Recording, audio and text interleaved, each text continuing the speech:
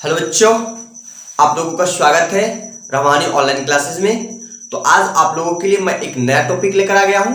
इसमें हम लोग बात करने वाले हैं कि मोलारिटी क्या होते हैं और नॉर्मलिटी क्या होते हैं। चलिए दोस्तों, बिना टाइम गवाए हम अपनी क्लास को करते हैं स्टार्ट। आप इस वीडियो को शुरू से लेकर अंत तक देखिएगा। अगर पहली बार आए हैं तो चैनल को सब्सक्राइब कर लीजिएगा। तो बच्चों, हम बात कर लेते हैं मोलारिटी क्या होते हैं।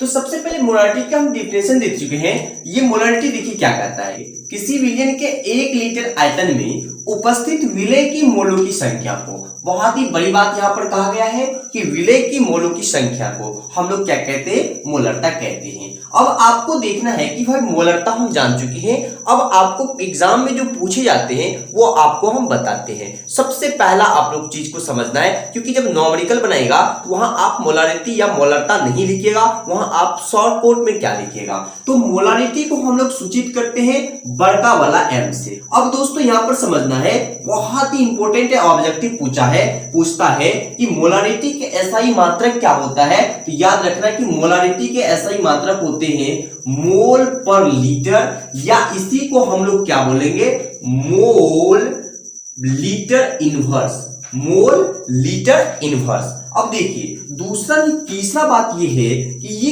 किस पर निर्भर करता है। होता है ना, ऑब्जेक्टिव पूछेगा ना, निम्नलिखित में मोलारिटी निर्भर करता है आपका किस पे करता है, वह करता है आयतन पर। भाई लोग किस पे करता है, वह करता है आयतन पर। अब ये क्वेश्चन पूछने के बाद एक और क्वेश्चन बन सकता है, वह क्वेश्चन होंगे क्या कि मोलारिटी पर किसका प्रभाव पड़ता है। ऑप्शन में बहुत सारा डाल देगा, लेकिन आप लोग याद रखिएगा मोलारिटी पर ताप का प्रभाव पड़ता है। तो आई होप ये सारी चीज क्लियर होंगे। चलिए दोस्तों, हम बात कर लेते हैं बहुत ही मोस्ट इंपोर्टेंट, जो आपका न्यूमेरिकल पूछते हैं 5 नंबर की, वही न्यूमेरिकल को अब हम लोग सीखते हैं। इतने बातें सीख लिए, चलिए हम लोग सीखते हैं न्यूमेरिकल बनाने की तरीका। तो प्यारे साथी, सबसे पहले हम लोग देख लेते हैं कि फार्मूला क्या होंगे, मोलारिटी बराबर क्या होंगे। तो आप लोग बस याद रखिएगा कि मोलारिटी को हम लोग एम से सूचित करते हैं। तो एम बराबर आपका जो फार्मूला हो जाएंगे वो हो जाएंगे आपके लिए कौन सी फार्मूला, वो हो जाएंगे विलेय का द्रव्यमान, विलेय का द्रव्यमान। लेकिन ये आपका किस में होना चाहिए, वो होना चाहिए ग्राम में। गुना कितना करना है, तो 1000 से आप लोगों को यहां पर गुना कर देना है। अब बट्टा में क्या देना है, बट्टा में देना है विलायक का द्रव्यमान, विलायक का द्रव्यमान। अब इसमें कितना से गुना करना है, वह करना है विलयन का आयतन से। किससे भाई लोग, विलयन का आयतन से। किससे, विलयन का आयतन से।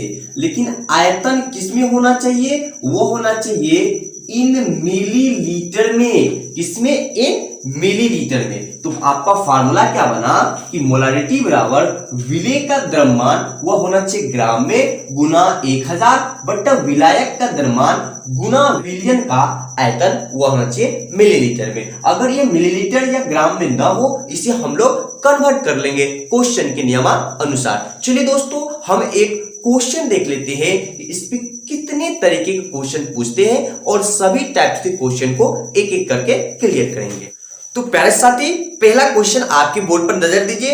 ये क्वेश्चन कहता है कि किसी विलयन के 200 मिलीलीटर में 90 ग्राम ग्लूकोज घुला हुआ है, तो विलयन का मोलरता ज्ञात कीजिए। तो चलिए बाबू, हम इसे बनाने की तरीका देखते हैं। तो सबसे पहले आपको लिखना है, आप अपने कॉपी में यहां पर देखिए ये लिखना बहुत ही जरूरी है, गिवन दैट मतलब दिया गया है। सबसे पहले इस क्वेश्चन में अगर आप देखेंगे तो दिया गया है mass of solution, mass of solution. ये कितना दिया गया है, तो ये हमें दिया गया है 200 मिलीलीटर। अब देखिए मास ऑफ सॉल्यूशन दिया गया है, उसके बाद आगे जब पढ़िएगा तो वहां पर आपका दिया गया है कि ग्लूकोज 90 ग्राम है। तो यानी यहां पर लिखना आप लोगों को क्या है कि मास ऑफ ग्लूकोज वह कितना दिया गया है, तो ये दिया है आपका 90 ग्राम। लेकिन यहां पर देखिए सबसे पहले विलायक का द्रव्यमान, लेकिन विलायक के द्रव्यमान देखने से पहले ये चीज आपको जानना पड़ेगा कि भाई मास ऑफ ग्लूकोज यानी ग्लूकोज का क्या निकालना पड़ेगा, मोलर मास। तो ही आप इस क्वेश्चन को सॉल्व कर पाइएगा।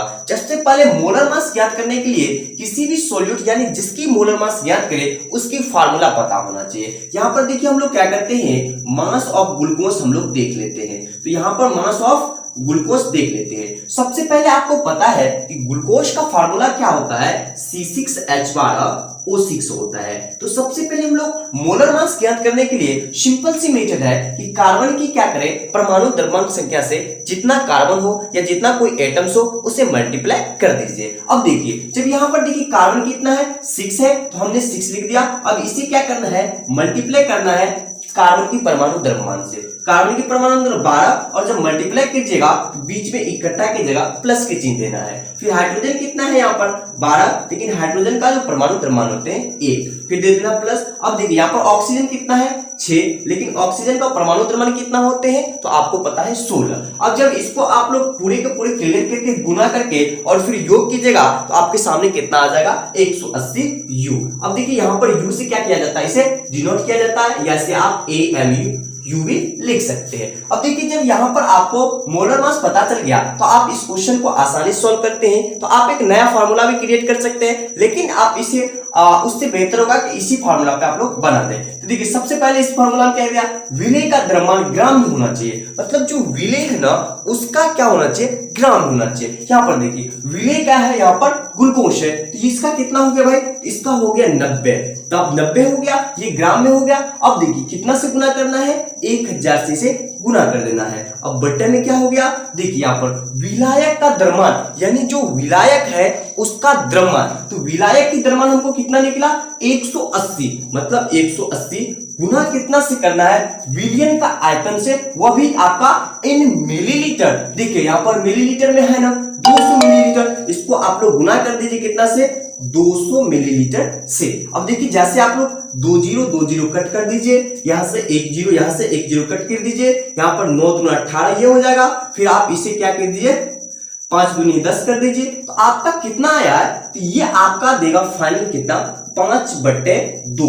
अब बहुत ही अच्छी है, 5/2 आया है। इससे आप लोग कट करके जितना लाना चाहते हैं वो आ सकता है। पॉइंट में है तो पॉइंट में ज्ञात कीजिएगा।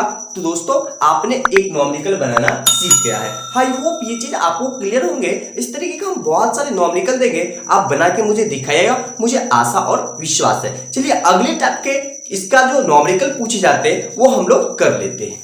तो दोस्तों इसका जो अगला टाइप्स है आपका बनाने का नॉमिकल, वह टाइप्स क्या कह रहे हैं देखिए, ये कहता है कि आपका in the condition of mass percentage. अगर नॉमिकल में सिर्फ मास परसेंटेज दिया रहे तो हम लोग किस तरीके से सॉल्व करेंगे वह क्वेश्चन को। जैसे मान लीजिए आपकी क्वेश्चन है, पहला क्वेश्चन यहाँ पर थोड़ा नजर दीजिएगा। ये क्वेश्चन कहता है कि 20% NaOH के जलीय विलयन का मोलरता ज्ञात कीजिए। तो यहाँ पर सबसे पहले आप लोग को समझना है एक एक पॉइंट को, तो ये आप क्लियरली क्वेश्चन को बना सकते हैं। यहाँ पर सबसे पहले क्या दिया गया है सो हम लोग देख लेते हैं। यहाँ पर जब आप लोग गौर कीजिएगा तो यहाँ पर लिखेंगे गिवन दैट।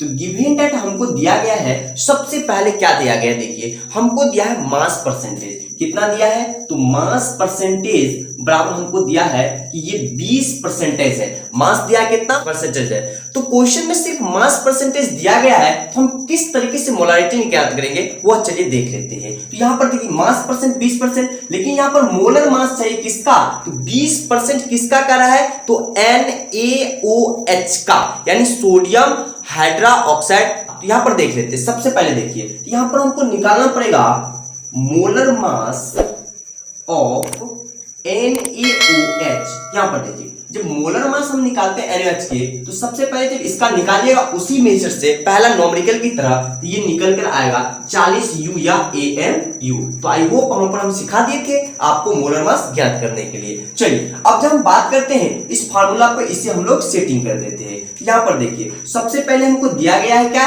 तो मास परसेंटेज कितना है, तो 20 गुना कितना करना है 10 से। अब देखिए यहाँ पर नीचे क्या करा है, मोलर मास ऑफ सॉल्यूट। तो मोलर मास कितना है मेरा, तो मोलर मास है 40। यहाँ पर हमने 40 लिख दिया। देखिए पैसा थे ये 0 कैंसिल हो गया। अब यहाँ पर बचा कितना, देखिए 2, यहाँ से काटेंगे इसको, कितना हो जाएगा 4 पंचे 20, 5 गुना 1 करेंगे कितना हो जाएगा 5। तो मतलब आपका जो फाइनली आंसर हो जाएगा वो हो जाएगा 5।